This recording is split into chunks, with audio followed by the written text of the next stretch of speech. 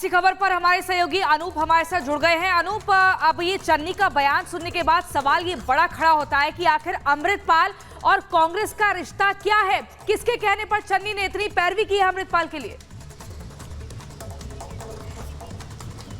देखिए, सबसे बड़ा सवाल तो यही उठ रहा है कि आखिर कांग्रेस ऐसा क्या सोच रही है। कांग्रेस किसके साथ है? कहती है हम संविधान बचा रहे हैं, लेकिन संविधान के विरुद्ध जिसके ऊपर एनएसए लगा हुआ है, उसी अमृतपाल को बचाने के लिए यह बयान चरणजीत सिंह चन्नी, जो खुद मुख्यमंत्री रह चुके हैं पंजाब के और बड़े नेता कांग्रेस के माने जाते हैं, उनके तरफ से बयान सामने आ रहा है और कांग्रेस उसका समर्थन करती नजर आ रही है। सवाल यह है कि कांग्रेस किसके साथ है? देश के जो 140 करोड़ जनता उनके साथ है, फिर जो खालिस्तान की अलग मांग कर रहे हैं उन लोगों के साथ, जो अपराधी तत्व हैं उनके साथ है। क्योंकि अमृतपाल कोई ऐसा वैसा शख्स नहीं है, भले ही वो आज सांसद बन गया हो, 20 लाख लोगों का वोट मिला हो, ऐसा चरणजीत सिंह चन्नी कह रहे हैं कि जीत कर आया, उनको जेल में बंद करके रखा गया। तो सवाल यह कि आखिर बेवजह तो वो जेल में बंद नहीं है, उन्होंने कारनामे ऐसे किए थे, जेल के अंदर से अपने साथियों को छुड़ाया, थाने के अंदर से अपने साथियों को छुड़ाया, कैसे पुलिस वालों को धमकाया, मारपीट की, उसके बाद पूरे प्रदेश में, पंजाब प्रदेश में खालिस्तान का झंडा बुलंद किया, खालिस्तान समर्थन में नारे लगा, खुलकर बयानबाजी भी कर रहा था। ऐसे में आप जरा समझिए कि जो देश विरोधी बातें करता है, जो देश बांटने की बात करता है, उसके खिलाफ कार्रवाई क्यों नहीं हुई? और कार्रवाई हुई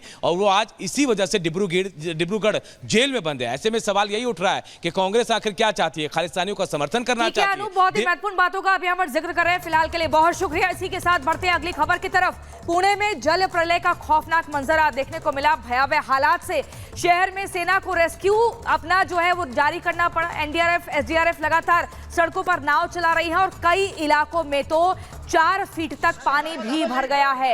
ये तस्वीरें देखिए, आपको बता रही हैं कि लोगों को कितनी मुश्किलों का सामना करना पड़ रहा है। चाहे फिर वो पूना की मुठा नदी की हम बात करें या फिर ये 2 तस्वीरें जो हमें बता रही हैं, एकदम बारिश का जो कहर है लोगों के लिए एकदम परेशानी का सबब बनकर किस तरीके से, देखिए वाहन यहाँ पर आधे से ज्यादा डूब गए हैं। आप सोचिए, ये गाड़ियां तो यहाँ पर पूरी तरह से खराब हो गई हैं क्योंकि पानी में जितना डूबी हुई है उसके बाद इनके ठीक होने की स्थिति बहुत ज्यादा लगती नहीं है। लेकिन यहाँ पर देखिए, बिग बॉल के जरिए हम तस्वीरों में आपको दिखाएंगे, लोगों के हाथ में छड़ी है, छड़ी के जरिए उन्हें अगला कदम कहां पर रखना है इस तरीके से वो जान रहे, पहचान रहे, कहीं ऐसा ना हो कि किसी टैंक के अंदर उनका पैर चला जाए और उनकी जिंदगी खतरे में पहुंच जाए। यहाँ पर एनडीआरएफ, एसडीआरएफ ने देखिए नाव निकाल ली है और नाव के माध्यम से लोगों को एक जगह से दूसरी जगह पर ले जाने का प्रयास किया जा रहा है। वहीं पर अभी देखिए रेस्क्यू टीम मौके पर मौजूद है। राहत बचाव दल जो है लगातार कोशिश कर रहा है कि किसी को भी कोई समस्या ना हो, हर संभव मदद पहुंचाई जाए। और वहीं महाराष्ट्र के मुख्यमंत्री एकनाथ शिंदे की बात करें तो उन्होंने सीधे तौर पर यह आश्वासन दिया है कि हम एयरलिफ्ट करने का प्रयास कर रहे हैं। अभी आगे और भी कुछ दिनों तक बारिश का कहर जो है ऐसे लोगों को परेशान करेगा। लेकिन अब देखिए, पूरे अपार्टमेंट में पानी घुस गया है, बेसमेंट के भीतर पानी घुस गया है और वाहन जो है आधे से ज्यादा डूब गए हैं। बच्चे परेशान हो रहे हैं, परिवार के लोगों का बुरा हाल हो चुका है। लेकिन इस नाव के माध्यम से ही एक जगह से दूसरी जगह जाया जा रहा है। लोगों के हाथ में छड़ी हम आपको दिखा ही रहे हैं।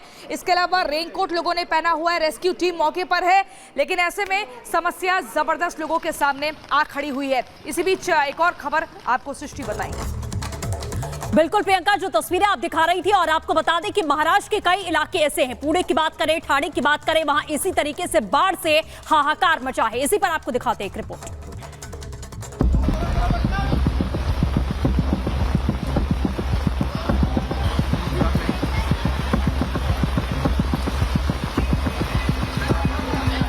महाराष्ट्र पर मानसून तबाही बनकर टूटा है। जल का प्रहार ऐसा कि शहर डूब गए घर बार। तस्वीर महाराष्ट्र के पुणे की है। बहने वाली मुठा नदी का सैलाब सितम ढा रहा है। पूरे शहर में त्राही त्राही मची है।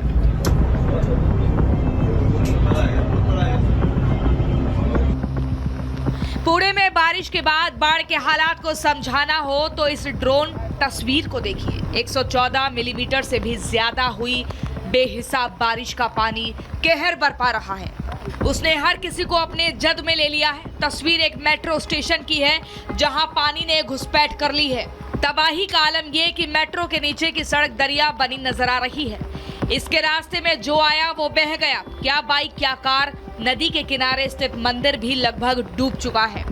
डैम को ओवरफ्लो होने से बचाने के लिए 40,000 क्यूसेक पानी छोड़ा गया। पूरा पुणे पानी पानी हो गया। रिहायशी इलाके में एक मंजिला घर डूब गए, कार डूबी, बाइक डूबी और डूबे नजर आए दुकान।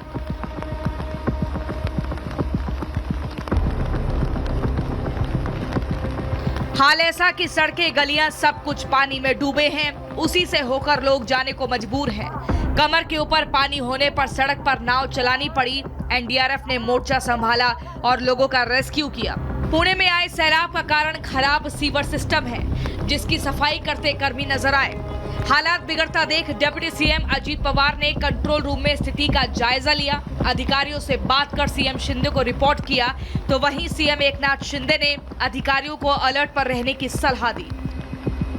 पुणे में बहुत ज़्यादा परिस्थिति है, अपूर्व परिस्थिति हुई है। लोगों के घर में पानी गया, रोड पे पानी है। वहाँ पर सभी लोग तैनात है। मैं कलेक्टर, दोनों म्युनिसिपल कमिश्नर, दोनों पुलिस कमिश्नर, सबको सूचना दी है। एनडीआरएफ को दिया है। एनडीआरएफ का टीम वहाँ काम कर रही है। पुणे में भारी बारिश को देखते हुए जहां मौसम विभाग ने अलर्ट जारी kiya है, प्रशासन हो या फिर सरकार, हर स्तर पर लोगों को बचाने का काम जारी है। Bureau report, Republic Bharat.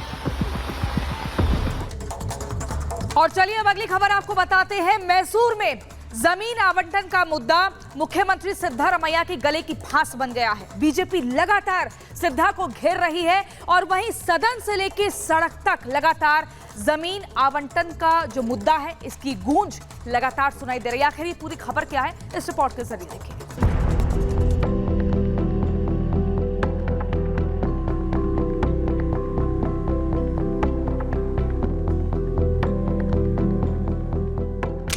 क्या प्लॉट घोटाले में फंस गए कर्नाटक के सीएम?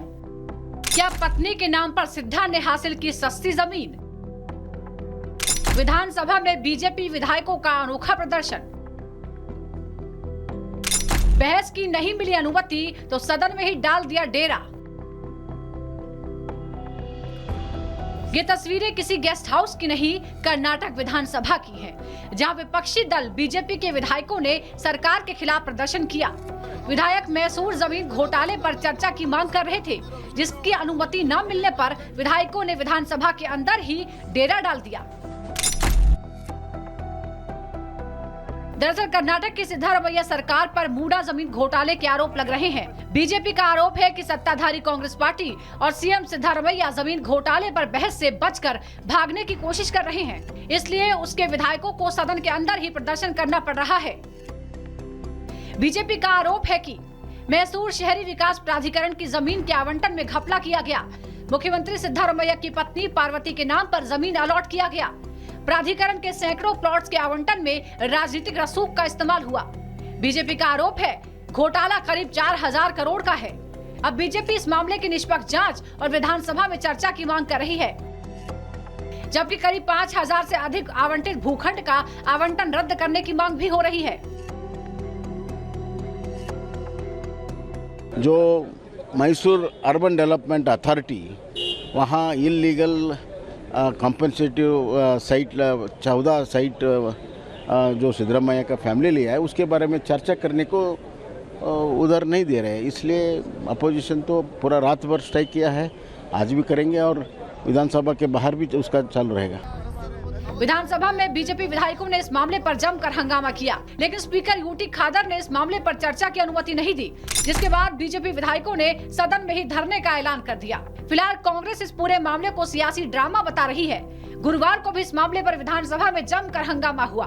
कांग्रेस सरकार इस मामले पर पीछे हटने के मूड में नहीं दिख रही, जबकि बीजेपी भी घोटाले के आरोपों पर तेवर कड़े कर चुकी है।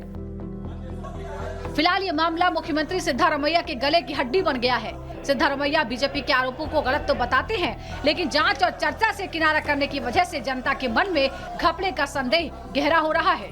Bureau report, Republic Bharat.